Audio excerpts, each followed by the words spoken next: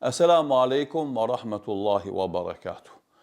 26 prill 1909, një datë historike shumë e rëndësishme, ku ndodh një ndodhi e jashtëzakonshme dhe pasojat e të cilës ndodhi i vuan ummeti islam akoma edhe sot. 1909, këtu e kemi Sultan Abdul Hamidin të dytin, të cilit i vini delegacion dhe kërkojnë shkarkimin e tij nga pozita e sultanit dhe khalifes së muslimanëve. Pse?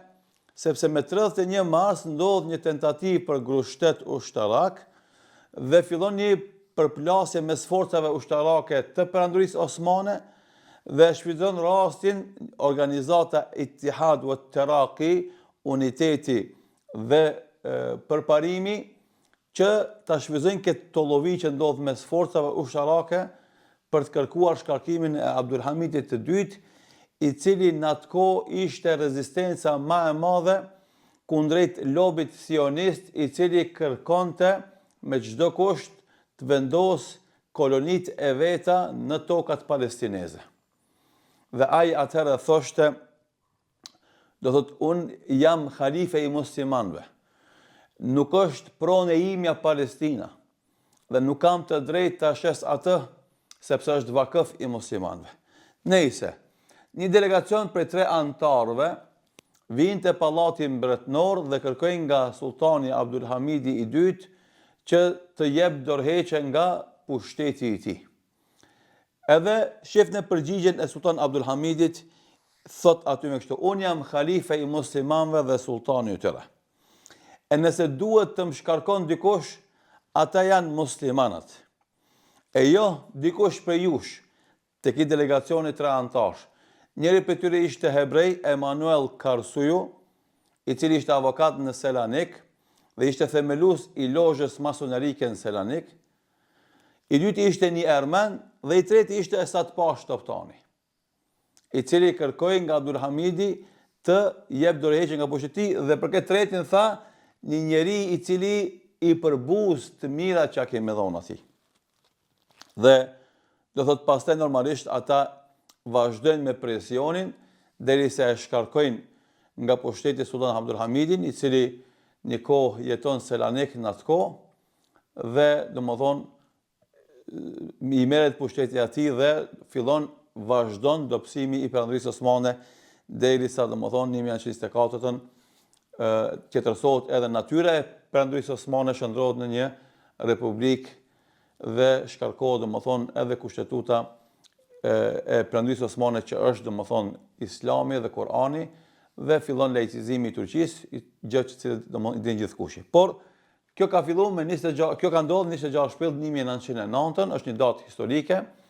Tani jemi në fundin e prillit. Do të marrë në mend të datat mëja historike për t'i përkujtuar muslimanët se çka ka ndodhur me parësinë e muslimanëve, sidomos atyre që kanë qenë besnik në kauzat e islamit dhe në qëllimet që i ka pas ummeti islam në atë kohë, që sot normalisht kanë kaluar 100 vjet e kusur. Do thotë, mirë po, kjo ndodhi i ka akoma pasojat e veta sot e kësaj dite në atë që ndodh në linjën e mesme në përgjithësi dhe në Palestinë në veçanti. Allah i mëshiroft sultan Abdulhamidin, Allah i mëshiroft të gjithë liderët musliman që kanë luftuar për kauzën e islamit dhe kanë rezistuar presionet e ndryshme që janë bërë. Mirë po, kjo tregon se presionet ndaj pushtetarëve musliman si në kaluarën edhe sot janë të mëdha, janë të rënda dhe janë të vazhdueshme. Por çdo pushtetar musliman fillimisht duhet i mbështetet madhnisë së tij Allahu të Madhërisëm, fuqisë së tij. Pastaj imani i tij në kauzën e tij duhet jetë ajo që e çon përpara dhe jep forcë për të rezistuar presionet dhe për të gjetë zgjidhje më të dobishme për kauzën e islamit dhe ummetit islam.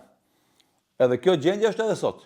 Edhe sot kanë pushtetarët presione dhe turistni, mirë po, aftësia e një liderit musliman, e një kryetarit musliman, një mbretit musliman është aty që ai të menaxhon me diplomacinë e vet, mes presioneve që i bëhen dhe agjendës së vet në shërbimin e kauzës islamit që duhet ta zbaton.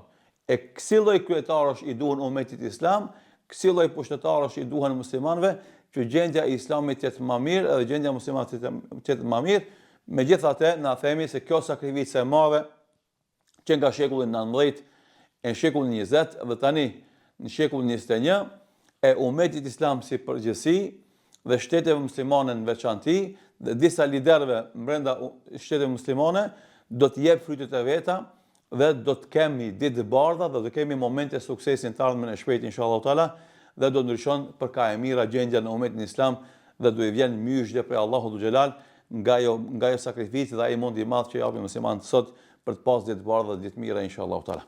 Allahu mëshiroft Sultan Abdul Hamidin, do thot historia evidenton çdo gjë, trimnin, burnin e liderëve të mirë dhe tradhtin, komplotin, sabotimin e burrave të këqij.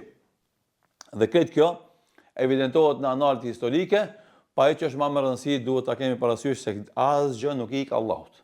Çdo gjë regjistrohet në regjistrin që paraqiten për Allahu xhelal, e besimtari edhe njeriu i moralshëm e ka parasysh edhe këtë moment shumë të rëndësishëm të jetës së tij, si do dalë para Allahut.